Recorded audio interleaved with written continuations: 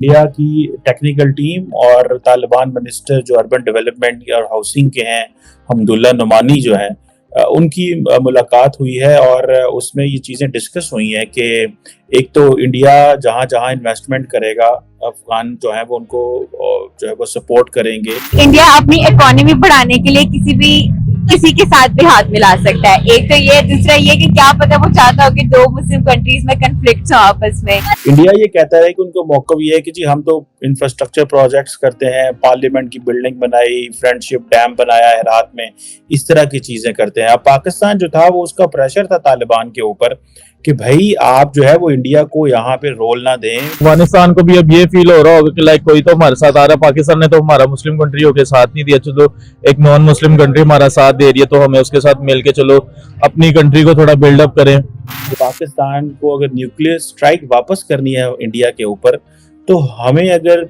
जो हमारी second strike है, जो सेकंड स्ट्राइक कैपेबिलिटी है वो मेंटेन रहेगी उससे, तो हम अफगानिस्तान की सरजमीन का इस्तेमाल कर पाएंगे। इंडिया को सिर्फ अपनी मुल्क की तरक्की से लेना देना है। उनको ये नहीं है कि हमें यहाँ झुकना पड़ा है तो हम नहीं झुकेंगे। उनको झुकना भी पड़ा, वो झुक रहे हैं। पाकिस्तान से भी दोस्ती करनी पड़े, वो कर लेंगे कि यार हम स्टेबल। हाँ, उनको बस अपनी इकोनॉमिक स्टेबिलिटी से ही मसला है कि हमें स्टेबल होना है, हमें आगे बढ़ना है।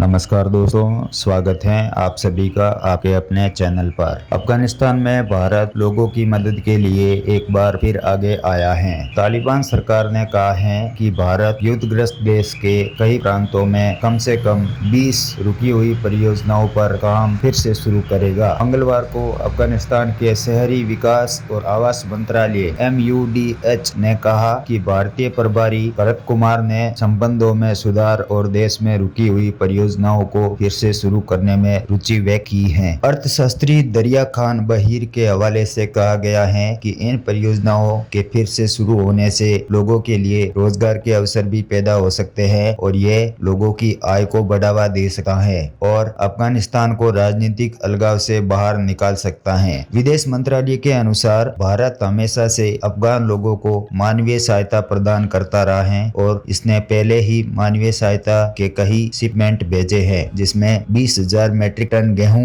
13 टन दवाएं, 5 लाख कोविड-19 वैक्सीन की खुराक और सर्दियों के कपड़े शामिल हैं। भारत के इस कदम से पाकिस्तान में हलचल तेज हो गई है। पाकिस्तानियों का कहना है कि भारत दो मुस्लिम देशों को लड़ाना चाहता है। भारत तालिबान को पाकिस्तान का दुश्मन बनाना चाहता है, इसलिए अफगानिस्तान में प्रोजेक्ट शुरू कर रहा है। तो दोस्तों आइए देखते हैं और क्या कहना है पाकिस्तानियों का। चैनल पर आने के लिए धन्यवाद दोस्तों। वीडियो को पूरा देखें, लाइक शेयर और सब्सक्राइब करें। धन्यवाद। इंडिया ने क्योंकि अपने सारे डिप्लोमेट्स निकाल लिए थे, पाकिस्तान तो बड़ी लुटियां डाल रहा था उस वक्त, लेकिन अभी पता ये चला है कि इंडिया जो है वो उसने अपनी सॉफ्ट पावर फिर भी पीछे छोड़ दी और soft power in shape of development छोड़ दी, soft power in shape of कि जी हमारा पॉलिटिकल तो कोई रोल नहीं है लेकिन हम काम करना चाहते हैं। अभी जो सुहेल शाहीन है उन्होंने डिस्कस किया है कि हाल ही में पिछले हफ्ते यानी कि इंडिया की टेक्निकल टीम और तालिबान मिनिस्टर जो अर्बन डेवलपमेंट और हाउसिंग के हैं, हमदुल्ला नुमानी जो हैं, उनकी मुलाकात हुई है और उसमें ये चीज़ें डिस्कस हुई हैं कि एक तो इंडिया जहाँ-जहाँ इन्वेस्टमेंट करेगा, अफ़गान जो हैं वो उनको जो है वो सपोर्ट करेंगे, सिक्योरिटी देंगे। इंडिया ये कहता है कि उनको मौक़िफ़ ये है कि जी हम तो इंफ्रास्ट्रक्चर प्रोजेक्ट्स करते हैं, पार्लियामेंट की बिल्डिंग बनाई, फ्रेंडशिप डैम बनाया है हेरात में, इस तरह की चीज़ें करते हैं। अब पाकिस्तान जो था वो उसका प्रेशर था तालिबान के ऊपर कि भाई आप जो है वो इंडिया को यहाँ पे रोल ना दें, वरना ये सारे पाकिस्तान के जो इंटरेस्ट हैं वो उसको नुकसान होगा। पाकिस्तान अगर देखिए आप माजी में भी चले जाएं तो हमारा बैक इन 80s 90s भी हमारा एक कॉन्सेप्ट था, नॉट 80s में भी, बट 80s 90s में था। कहीं पे हम समझते थे कि अफगानिस्तान जो है इसको पाकिस्तान जो है वो स्ट्रेटेजिक डेप्थ के तौर पे इस्तेमाल करेगा और स्ट्रेटेजिक डेप्थ ये है कि भाई कल कला को अगर इंडिया पाकिस्तान पे हमला कर देता है और पाकिस्तान को अगर न्यूक्लियर स्ट्राइक वापस करनी है इंडिया के ऊपर, तो हमें अगर जो हमारी सेकंड स्ट्राइक है, जो सेकंड स्ट्राइक कैपेबिलिटी है वो मेंटेन रहेगी उससे, तो हम अफगानिस्तान की सरजमीन का इस्तेमाल कर पाएंगे। बाद में जनरल कियानी आए 2009-10 में, उन्होंने जब बड़ा शोर मचा, अमेरिका के इंटरेस्ट ज़्यादा हो गए और ये पता चला कि पाकिस्तान जो है वो वो क्या कहते हैं, running with the hare and hunting with the hound वाली सिचुएशन थी। तो पाकिस्तान जो है उसको ये बताया गया जी कि ये तो is a part of the problem, ये तालिबान के साथ मिले हुए हैं। और पाकिस्तान अपना इंटरेस्ट वॉच कर रहा था और पाकिस्तान को ये था कि भाई अगर अफगानिस्तान में तालिबान रहेंगे तो हमारे लिए अच्छा है। अब हमें ये तो ठीक है, हमारे लिए तालिबान रहेंगे, हमने पिछले 40-50 साल अफगानिस्तान में लगा दिए तालिबान लाने में और तालिबान बिठाने में। 1996 में हमने उनको रिकग्नाइज किया, साथ में सऊदी अरब और यूएई को मिला लिया। अभी हमने खुद भी रिकग्नाइज नहीं किया और किसी से भी नहीं हो पाया। तो लेकिन इंडिया जो है वो कह रहा है जी हम तो यहाँ पे जो है वो 2019-20 में कुछ 37 एक प्रोजेक्ट किए थे जो कि high impact community development project उसको वो कहता है। और साथ इंडियंस कहते हैं जी कि हमारे तो बड़े हिस्टोरिकल और सिविलाइजेशनल ताल्लुकात हैं अफगानिस्तान की अवाम के साथ और हम बड़ी देर से जो है वो ह्यूमैनिटेरियन असिस्टेंस पे काम कर रहे हैं। अब सऊदी इंडियंस को उसको तालिबान को एक सीधा सीधा पता है कि भाई पाकिस्तान के पास तो पैसे क्यों नहीं है। जब पाकिस्तान के पास पैसा नहीं है तो इन्होंने हमें क्या देना है। सो वो जाहिर बात है वो भागे भागे इंडिया के पास गए, उन्होंने दरवाजा खटखटाया। इंडिया पहले ही तैयार बैठा हुआ था।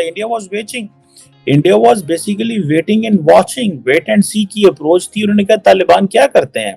अब तालिबान ने देखें पिछले 1 साल में अपनी पोजीशन क्लियर कर ली है। उन्होंने अपनी पोजीशन ये क्लियर की है कि उन्होंने पाकिस्तान की बाड़ें उखाड़ते हैं, वहां रोजाना कोई ना कोई हमले कर देते हैं पाकिस्तान के ऊपर। पाकिस्तान का फॉरेन ऑफिस कहता है कि जी हमने अफगान तालिबान से क्रॉस बॉर्डर टेररिज्म के मसले उठाए हैं, हमने अपने मौलवी यहाँ से भेजे हैं जो कि तालिबान से मुज़ाकरात कर रहे हैं कि खुदा ना बंदे दे पुत्र बनो और हमारे साथ जो है वो बदतमीजी ये बंद करो जो, और हमारी बात मानो जो हम तुम्हें कहते हैं।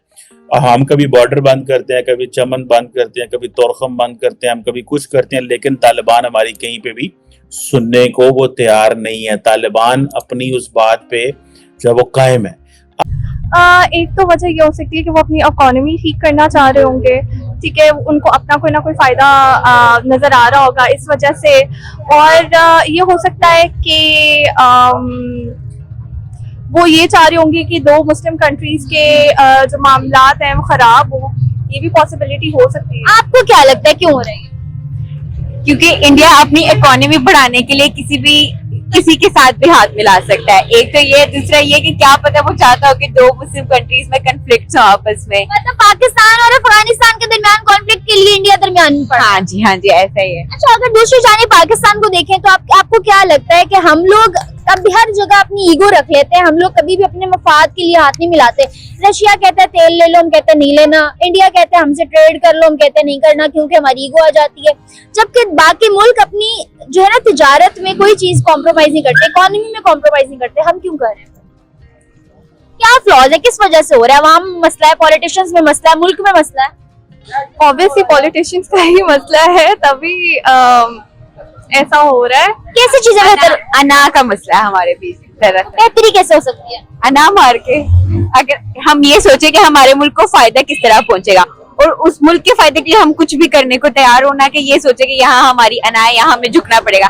कहीं कहीं मुल्क के फायदे के लिए झुकना भी तो पड़ जाता है ना। तो हमारे पॉलिटिशियंस भी झुकने को तैयार, बल्कि मुझे तो लगता है हमारी अवाम भी झुकने को नहीं तैयार। एग्जैक्टली। अच्छा, हमारे यहाँ अवाम और हुक्मरानों का ये मसला है। इंडिया में क्या ये चीज बहुत सही है, स्टेबल है कि वहाँ के पॉलिटिशियंस और अवाम यूनिटी के साथ चल रहे हैं, शायद इसलिए ये हो रहा है, या कोई और वजह है? आई थिंक उनका यूनिटी का ही है कि उन लोगों के अंदर यूनिटी है।